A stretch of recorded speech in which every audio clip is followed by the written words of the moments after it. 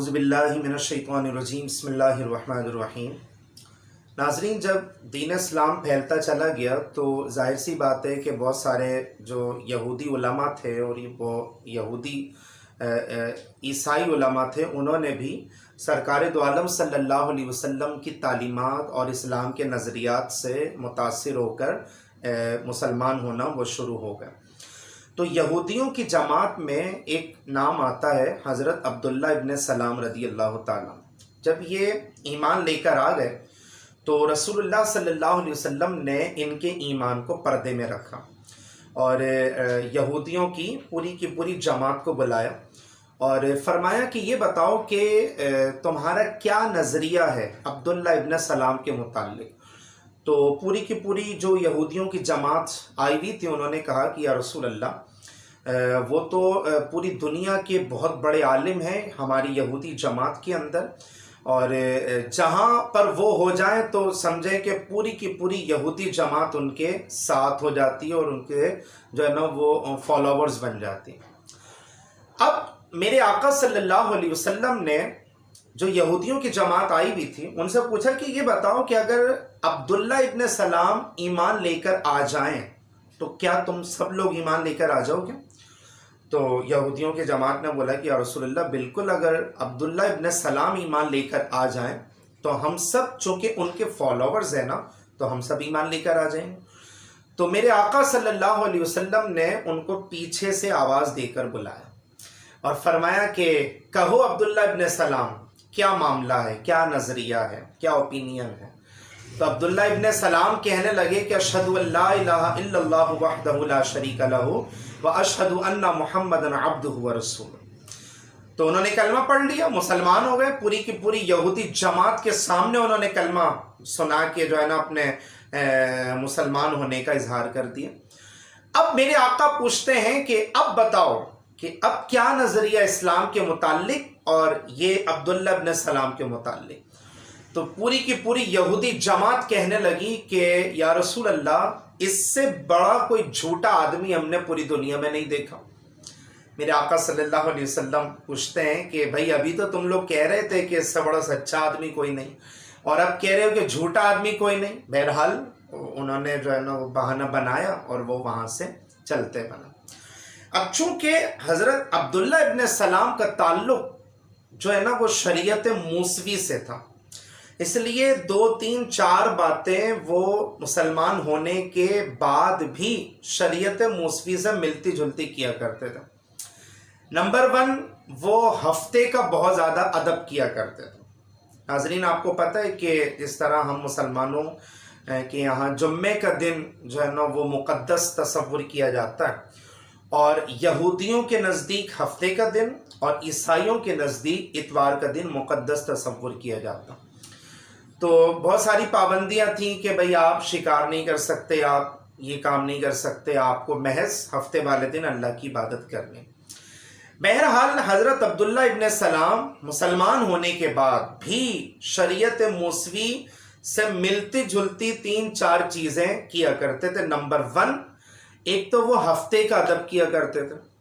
Number 2،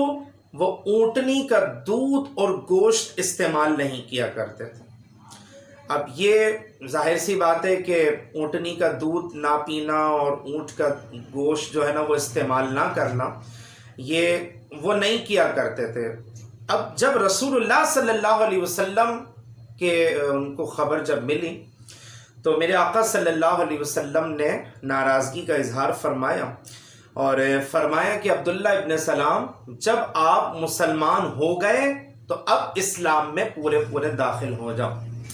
اس لیے قرآن نے یہی نظریہ اور یہی اوپینین اور یہی کانسیپٹ کلیئر کیا کہ یا ایھا الذین آمنوا ادخلوا فی السلم کافہ، کہ اے ایمان والو، اسلام کے اندر پورے کے پورے داخل ہو جاؤ۔ علماء کرام نے واضح طور پہ اور مفسرین نے جو ہے نا وہ کلیئرلی ان چیزوں کو بیان کیا ہے کہ مسلمان ہونے کے بعد تمہاری کوئی بھی چیز مذہبی مشابہت کی بنا پر دوسرے مذاہب سے تعلق رکھنے والے لوگوں کے ساتھ نہیں ملنا چاہیے۔ ناظرین، آپ کو پتہ ہے کہ ابھی سفر کا مہینہ ہے، اور خاص طور پہ جو ہمارے جنہوں نے ہندوستان سے پاکستان مائیگریٹ کیا ہے، اور ہندو اور مسلم چونکہ ہزاروں سال ایک ساتھ رہے نا، تو بہت سارے جو غلط نظریات ہیں وہ ہمارے مسلمانوں نے بھی ہندوؤں سے سیکھے ہیں۔ مثال نمبر 1 یہ ہے، جو میرے آج کے ٹاپک کا جو عنوان ہے وہ یہ ہے کہ بھئی سفر کے مہینے میں ہے نا، آسمان سے 360 بلائیں نازل ہوتی ہیں۔ اب لیجئے، اب جب 360 بلائیں نازل ہو رہی ہیں تو ہمارے بہت سارے لوگوں نے کیا کیا کہ 360 مرتبہ سورہ مزمل کا ختم کرانا شروع کر دیا۔ اب میں آپ سے یہ سوال کرتا ہوں کہ کیا سورہ مزمل کا ختم کرانا منع ہے، مطلب ناجائز ہے، یا جو ہے نا وہ اس کی ممانعت آئی ہے؟ نہیں، ایسا تو نہیں۔ اگر آپ سورہ مزمل کا ختم کراتے ہیں، اور سورہ مزمل اگر آپ پرسنلی بھی روزانہ پڑھتے ہیں، تو اس کی فضیلت مفسرین نے یہ لکھی ہے کہ آپ کے رزق میں، روزگار میں، کاروبار میں، آمدنیوں میں اللہ تعالیٰ برکت عطا فرماتا ہے۔ لیکن ناظرین، اسلام کے جو بیسیکلی جو معاملات ہیں نا، وہ بہت ساری چیزیں انسان کی نظریات کے اوپر ڈیپینڈ کرتی ہیں۔ مثال کے طور پہ اگر ایک میں مشہور آپ کو مثال دے رہا ہوں کہ جیسے ہم لوگ الحمدللہ جو ہم مسلمان ہیں، پوری دنیا کے مسلمان نا، پوری دنیا کے مسلمان ہم لوگ اللہ کے ولیوں کے مزارات پر جاتے ہیں، اور ہمارا نظریہ یہ ہوتا ہے کہ اللہ کے ولی کے مزار پہ جب ہم جائیں گے تو اللہ کے ولی اللہ کی عطا سے ہمیں جو ہے نا وہ چیزیں عطا فرماتے ہیں۔ یہ مسلمانوں کا نظریہ ہے، یہ اسلام کا عقیدہ۔ تو یہ نظریہ رکھنا تو بالکل جائز ہے، لیکن اگر کوئی شخص یہ نظریہ رکھے کہ نہیں، یہ خود دیتے ہیں اور ان کی اپنی صلاحیت ہے، اور یہ اللہ کی مرضی کے بغیر بھی عطا کر سکتے ہیں، تو ہر ذی شعور مسلمان اس نظریے کو اور اس عقیدے کو ناجائز قرار دے گا۔ اور اگر اس عقیدے کے اوپر ڈیپینڈ کوئی انسان ہو جائے، اور ڈیپینڈڈ ہو جائے، تو یہ نظریہ انسان کو کفر کی طرف بھی لے جاتا۔ تو سورہ مزمل کا پڑھنا جائز، سورہ مزمل کا ختم کرانا جائز، لیکن جو نظریات ہیں نا وہ غلط ہیں۔ نمبر 1 تو یہ ہے کہ سال کے 12 مہینوں میں کوئی سا بھی مہینہ منحوس نہیں ہے۔ قرآن نے واضح طور پہ فرمایا ان عدۃ الشہور عند اللہ 12 شہرا فی کتاب اللہ، کہ بے شک اللہ کے نزدیک اللہ کی کتاب میں مہینوں کی جو تعداد ہے، مہینوں کی جو گنتی ہے وہ 12 رکھی گئی ہے، فی کتاب اللہ، اللہ کی کتاب میں۔ اس لیے کوئی سا بھی مہینہ منحوس نہیں ہے۔ یہ تو میں آپ کو مفسرین تفسیروں کی روشنی میں بیان کر رہا ہوں۔ اور دوسرا یہ ناظرین کہ یہ الحمدللہ مسلمانوں کا نظریہ نہیں ہے، مسلمانوں کا عقیدہ نہیں ہے کہ کوئی سی بھی جو مصیبت ہے نا وہ آسمان سے جو ہے نا وہ نازل نہیں ہوتی۔ ہاں، قرآن نے یہ ضرور کہا ہے کہ تمہارے اعمال کا نتیجہ وما اصابتکم من مصیبت فبما کسبت ایدیکم ویعفو عن کثیر، کہ تمہارے اوپر جو مصیبت نازل ہوتی ہے نا وہ اصل میں تمہارے ہاتھوں کے کرتوت ہے، ویعفو عن کثیر، اور ان میں سے تو اکثر ہم معاف بھی کر دیا کرتے ہیں۔ اب قرآن کا نظریہ یہ بیان کیا جا رہا ہے کہ یار یہ تمہارے گناہوں کی وجہ سے، یا اگر ہم دوسری آیتوں کے اوپر تحقیق کر لیں تو وہاں پہ فرمائیں کہ بھائی یہ تمہاری آزمائش ہے، ظاہر ہے تم آزمائے جاؤ گے، اور ہر لحاظ سے، ہر اینگل سے آزمائے جاؤ گے، کیونکہ تم دنیا میں امتحان دینے کی غرض سے آئے۔ تو یہ 2 تصورات، نمبر 1 ہمارے گناہوں کا نتیجہ، اور نمبر 2 اللہ تعالیٰ کی طرف سے آزمائش۔ تو جب یہ دونوں تصورات ہمارے ذہن میں عقیدے کے طور پہ جب اس کو ہم بلیف کریں گے نا، تو میں سمجھتا ہوں کہ وہ جو ایک ہندوؤں کا عقیدہ تھا اور جو غیر مسلموں کا عقیدہ تھا کہ بھئی سفر کا مہینہ منحوس ہے اور اس میں 360 بلائیں نازل ہوتی ہیں، تو دوسرے مذاہب سے تعلق رکھنے والے لوگ تو اپنی مذہبی عبادت کو بڑھا دیتے ہیں۔ ہمارے ہاں جو ہے نا وہ مسلمان 360 مرتبہ سورہ مزمل کا ختم کرانا ہے۔ میں دوبارہ سے عرض کر رہا ہوں کہ ختم کرانا جائز ہے، اور سورہ مزمل کو پڑھنا بھی جائز ہے، اور سورہ مزمل کی تلاوت روزانہ ڈیلی بیسس پہ کرنا بھی جائز ہے، کیونکہ وہ قرآن کی ایک سورت ہے، اور آپ 24 گھنٹے میں کبھی بھی پڑھ سکتے ہیں. لیکن یہاں بات ہو رہی ہے اوپینینز کی، یہاں بات ہو رہی ہے نظریات کی، یہاں پر بات ہو رہی ہے تصورات کی، یہاں پر بات ہو رہی ہے عقائد کی. یہ جب آپ 4 چیزیں اگر اچھی بنا لیں گے نا تو کرنے والا عمل بھی قابل ستائش ہوگا. لیکن یہ 4 چیزوں میں اگر گڑبڑ ہو جائے تو کرنے والا عمل بھی ناقابل ستائش عمل ہوگا. تو یہ تصور تو الحمدللہ کلیئر ہو گیا کہ آسمان سے کوئی بلائیں نازل نہیں ہوتی. بلکہ مجھے تو مطلب بتاتے ہوئے بھی ہنسی آتی ہے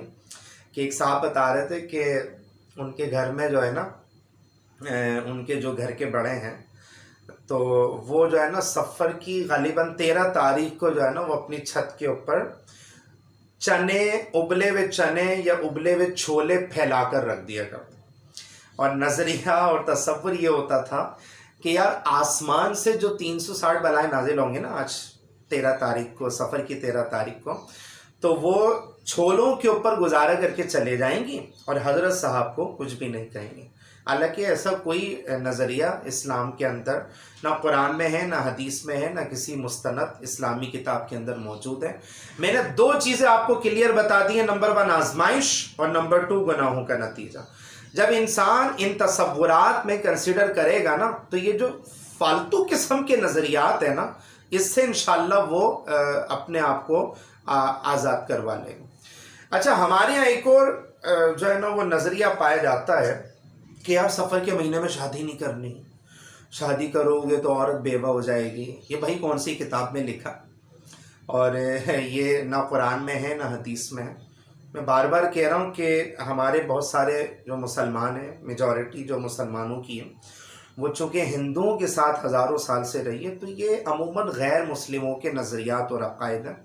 آپ سفر کے مہینے میں شادی بھی کر سکتے ہیں، سفر کے مہینے میں خوشیاں بھی منا سکتے ہیں، سفر کے مہینے میں جشن بھی منا سکتے ہیں، سفر کے مہینے میں جو ہے نا وہ سیلیبریشن بھی کر سکتے ہیں، سفر کے مہینے میں تمام جائز کام آپ لوگ کر سکتے ہیں.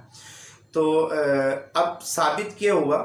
کہ وہ جو 360 بلاؤں کا جو کانسیپٹ ہے نا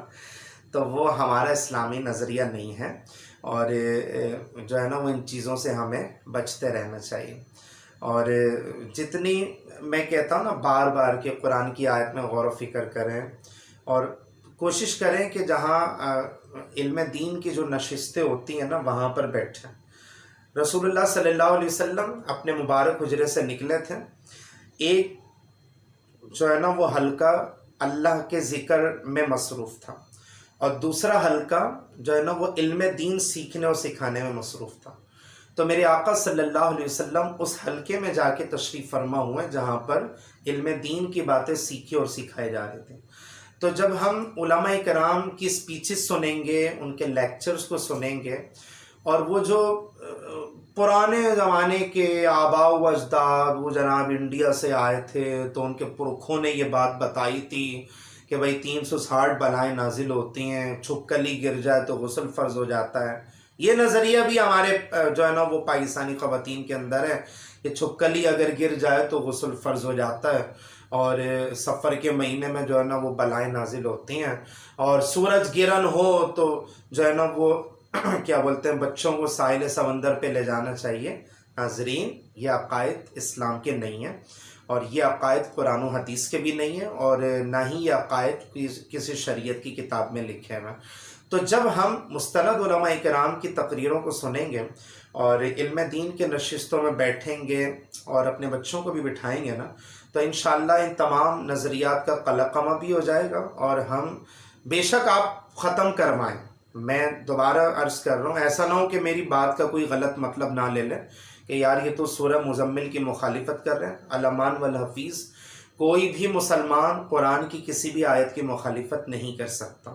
میں مخالفت اگر کر رہا ہوں تو غلط نظریات کی کر رہا ہوں، میں مخالفت اگر کر رہا ہوں تو غلط تصورات کی کر رہا ہوں، میں مخالفت اگر کر رہا ہوں تو غلط اوپینینز کی کر رہا ہوں. باقی آپ پورا سال سورہ مزمل پڑھیں، آپ پورا سال قرآن مجید کی تلاوت کریں. بلائیں اگر میں جنرلی لحاظ سے اگر میں بات کروں آخر میں، تو ناظرین بلائیں کیسے ٹلتی ہیں اور گھروں کی جو ٹینشن ہے وہ کیسے ختم ہوتی ہیں؟ گھروں کی ٹینشن ختم ہوتی ہے کہ جب ہم بآواز بلند اپنے دن کا آغاز جو ہے اور بآواز بلند قرآن کی تلاوت کے ساتھ کریں۔ پہلے زمانے میں تو یہی ہوتا تھا نا کہ گھر کا ایک بڑا بزرگ جو ہے نا وہ بآواز بلند جیسے سورہ رحمان کی تلاوت ہوتی تھی، اس ٹائپ کی جب تلاوت ہوتی تھی تو کیا ہوتا تھا کہ وہ جتنے بھی اگر شیطانی اثرات ہوں گے بھی نا گھر پہ، بلاؤں کے اثرات ہوں گے بھی نا گھر پہ، یا آسیبی معاملات ہوں گے بھی نا گھر پہ، تو وہ انشاءاللہ قرآن کی تلاوت بآواز بلند کرنے کی وجہ سے ساری کی ساری چیزیں گھروں سے بھاگ جاتی۔ لیکن ہم تو ماڈرنزم کے دور میں رہ رہے ہیں نا، ہمیں تو یہی اب بتایا گیا ہے کہ صبح اٹھو تو کوئی گانا لگا لو، یا